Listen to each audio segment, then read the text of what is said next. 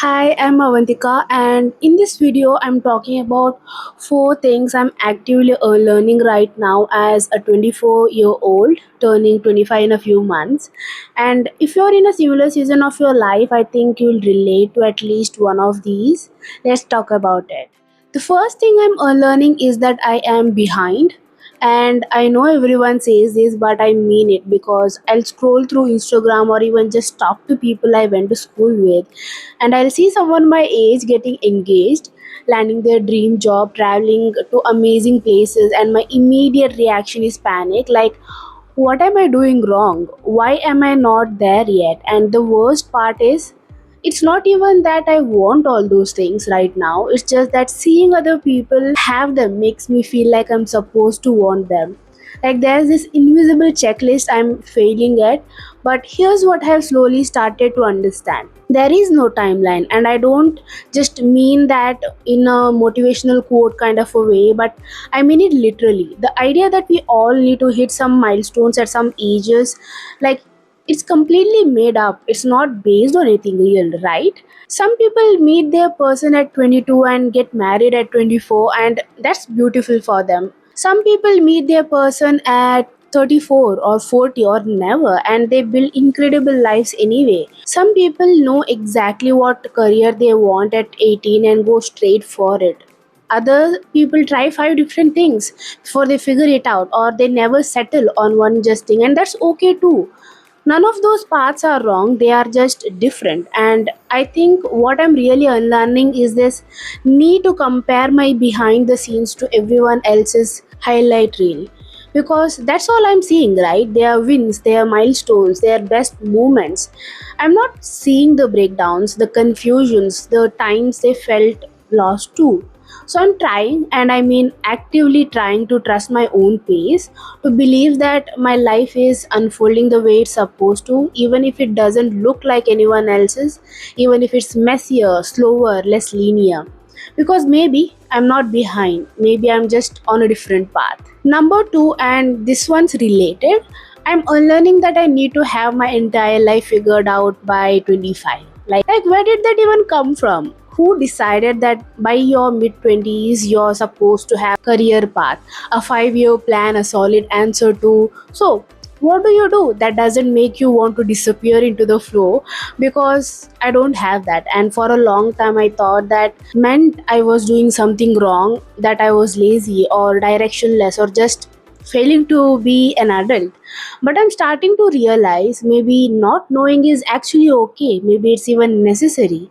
Because right now I'm in this phase where I'm trying to figure out what I actually like, not what I think I'm supposed to like, not what sounds impressive when I tell people about it, not what my family expects or what fits into some neat little box, but what genuinely makes me feel alive. And that means I'm experimenting, I'm picking up hobbies I dropped years ago, like dance, now playing the flute, just to see if they fit. I'm trying new things and I'm changing my mind. I'm allowing myself to not know what comes next.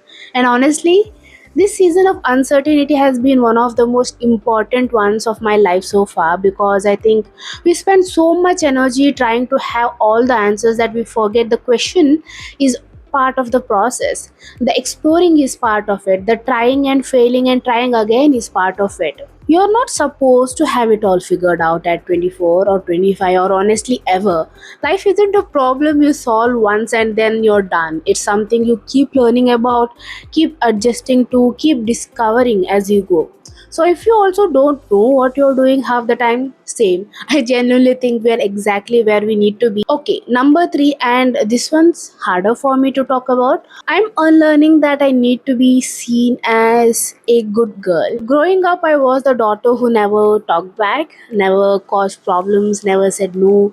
I learned really early that the way to be safe, to be accepted, to be enough was to just go along with things. And I got really good at it, at reading what people wanted from me and becoming that, at staying quiet when I disagreed, at saying yes when I meant no, at shrinking myself to fit whatever space I was given. And for the longest time I didn't even realize I was doing it. It just felt normal, like That's what being a good person meant, being easy, being agreeable, never making anyone uncomfortable. But the thing is, I started losing myself in that because I was so busy being what everyone else needed that I forgot to ask what I needed. I forgot my thoughts, my feelings, my boundaries, they actually matter too.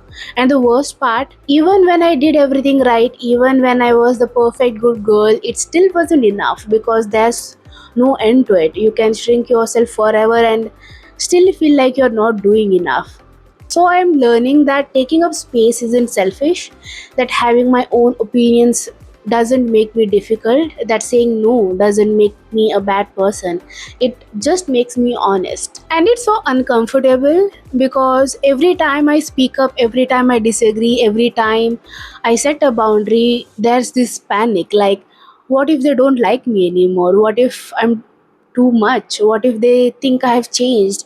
But here's what I'm realizing, maybe changing isn't a bad thing. Maybe becoming someone who actually stands up for herself, who takes up space, who doesn't apologize for existing, maybe that's not being difficult.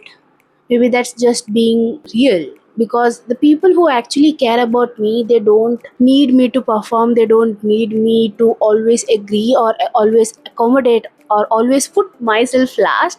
They want me to be real, all of me, not just the easy parts. And the people who only liked me when I was quiet and compliant and never pushed back, those aren't my people anyway. So I'm done trying to earn my place by being small. I'm done thinking that being agreeable is the same as being lovable. I'm just learning to be myself, even when it's messy, even when it makes people uncomfortable, even when I'm still figuring out what that self actually is. And the last one, number four, I'm unlearning that I need to achieve some big goal before I'm allowed to really start living my life. And this one has been such a pattern for me. It's always been, once I reach this goal, then I'll be happy, then I'll start doing the things I actually want to do, then my life will really begin. Like once I finish my college, then I'll have time for hobbies. Once I get a certain job, then I'll feel secure enough to explore my creativity. Once I hit this milestone, then I'll finally be enough. But here's the thing, that moment never comes, because as soon as you hit one goal, you will just set another one. The goalpost keeps moving. You keep telling yourself just one more thing and then I'll be ready. But you're never ready. You never arrive. There's always something else you think you need to achieve first.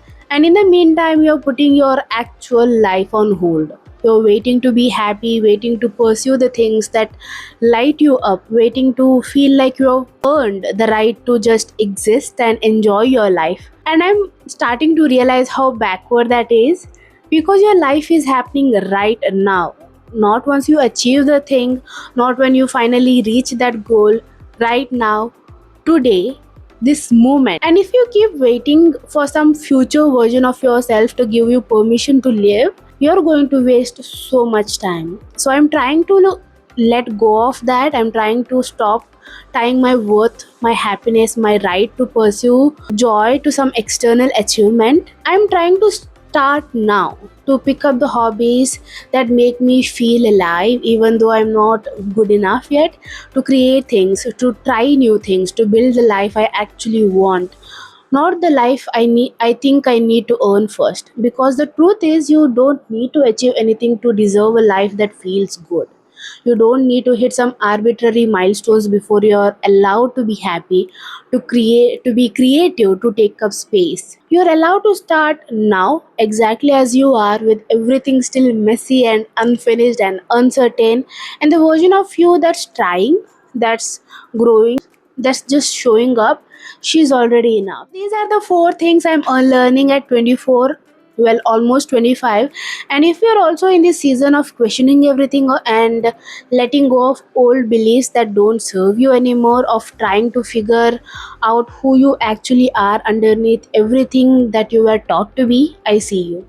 I'm there right with you. I would love to know what one thing you are learning right now. Drop it in the comments. I read every single one and I genuinely want to hear from you. And if this resonated, like, comment, and don't forget to subscribe for more content like this, and share this video with someone who might need to hear it. Thank you for being here. I'll see you in the next one.